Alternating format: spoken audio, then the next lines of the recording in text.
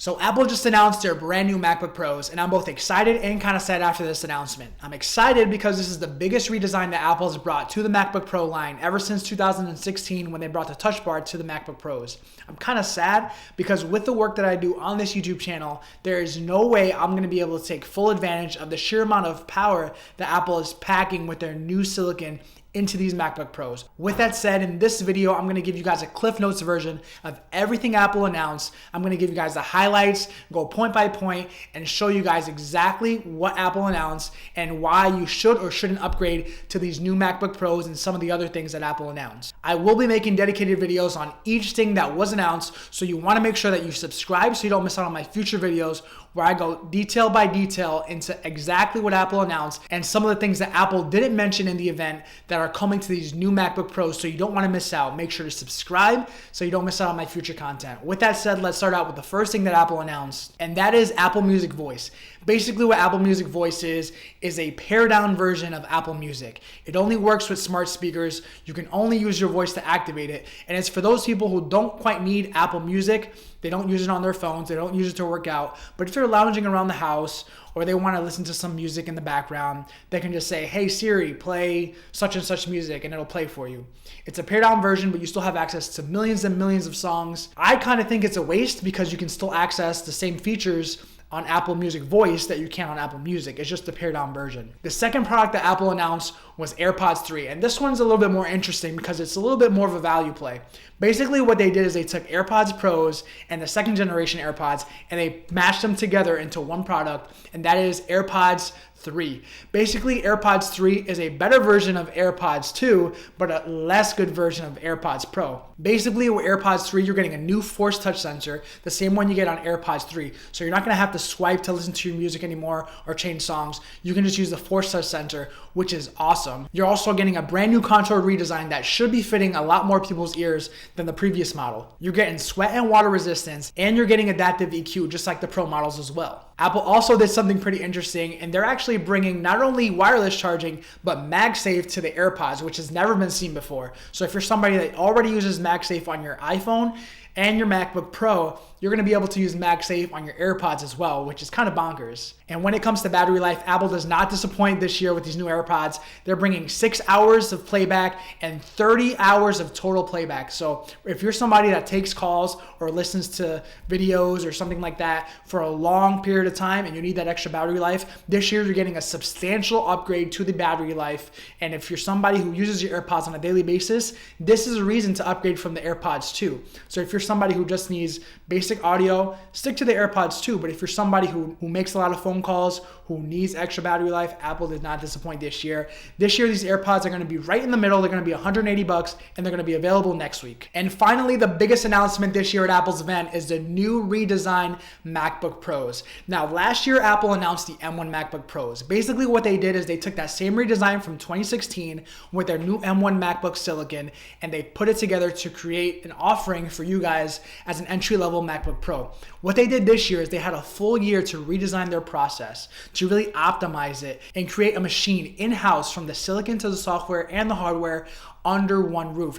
And Apple did not disappoint this year, and they actually came out with a few things that weren't in the leaks that we did not expect. So this year Apple has two models, the 14-inch and the 16-inch. Now basically you can configure both options as high or as low as you want. You're not going to miss out by going with the 14-inch model as previous years. But in this year, they're offering two silicon options, and it's not called the M1X. It's called the M1 Pro and the M1 Max. Basically, the M1 Pro is almost 70% faster than the M1. If you thought the M1 was fast, if you thought it was optimized, these chips are going to blow the M1 out of the water.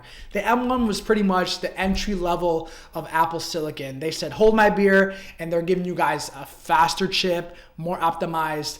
And in this year's MacBook Pro, they completely redesigned the chassis. Basically, they listened to their consumers. They got rid of the touch bar. They brought back HDMI, SD card slot. You have 3 Thunderbolt 4 ports. And the biggest thing that they brought this year to the MacBook Pro is the MagSafe. They brought it back from the dead. And one of the things that I've said in my previous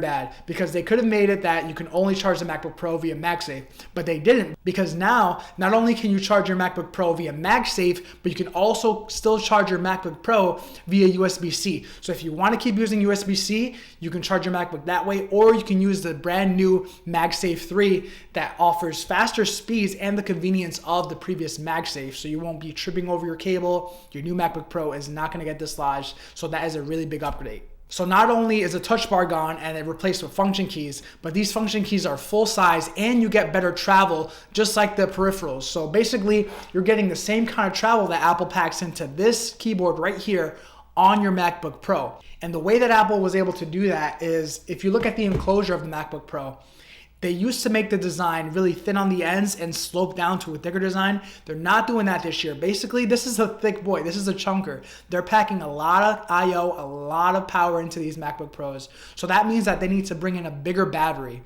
And this year, Apple does not disappoint. On the 16-inch MacBook Pro, Apple is packing up to 21 hours of video playback. You cannot consume 21 hours of video playback in one day. It's just impossible. And if you thought that the M1 MacBook Pros offered good battery life, this year Apple is knocking it out of the park. So even though Apple is bringing awesome battery life on these new MacBook Pros, they're also offering the fastest charging on any MacBook Pro ever. So you're gonna be able to get 50% in just 30 minutes, which is bonkers. Basically, you're getting a full day's worth of battery life in just a half hour on these MacBook Pros. And now let's talk about the most drastic redesign, the most polarizing thing about these new MacBook Pros, and that is that new display. Basically, in this new display, Apple thinned out the bezels, but they did bring a notch, and in that notch, you're getting a 1080p wide-angle camera. Finally, now that people are working from home, they're gonna need a good webcam, and Apple does not disappoint with this new webcam. The quality is awesome. It's wide angle, so you can get a big field of view. You can get your whole team, your whole self in the picture. But Apple is bringing a crazy high definition screen to these MacBook Pros. It does not disappoint. You pretty much cannot get a better display on a laptop, period, and maybe even a desktop. Apple is shipping a 120 Hertz ProMotion Liquid Retina XDR mini LED display in these MacBook Pros. And if you thought the Pro Display XDR looked good, you're pretty much getting almost exactly that quality on a mobile device. I don't know if you guys know how big of a deal that is, but if you edit videos, if you color grade, if you edit photos, this is gonna be a game changer, because you're gonna get almost as close to real life representation as you could possibly get. And to be able to get this with the battery life and performance on a mobile device that you can bring with you anywhere and edit anywhere with over 1000 nits of peak brightness, you could be in Alaska with snow all around you, sun shining down into your eyeballs, and still be able to see this display. That's how crisp and bright this display is going to be able to get. So if you think about your ideal MacBook Pro, all the features you want MagSafe, this has it. You want mini LED 120 Hertz on your MacBook Pro, this has it. You want HDMI, this has it. SD card slot, this has it.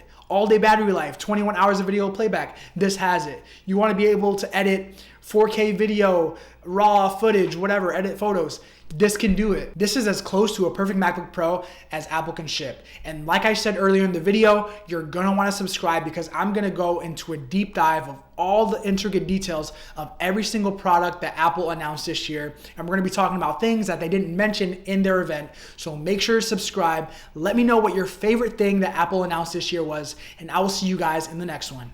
Peace. So I'm editing the video, and I forgot to mention that Apple also announced HomePod Mini in different colors this year. I'll pop up a picture on the screen right now, and you can check out the new colors for HomePod Mini. Not the biggest update, that's why I just slipped my mind, because I wasn't too excited about that. So if you're looking for a new HomePod Mini in different colors, there you go, Apple has it now.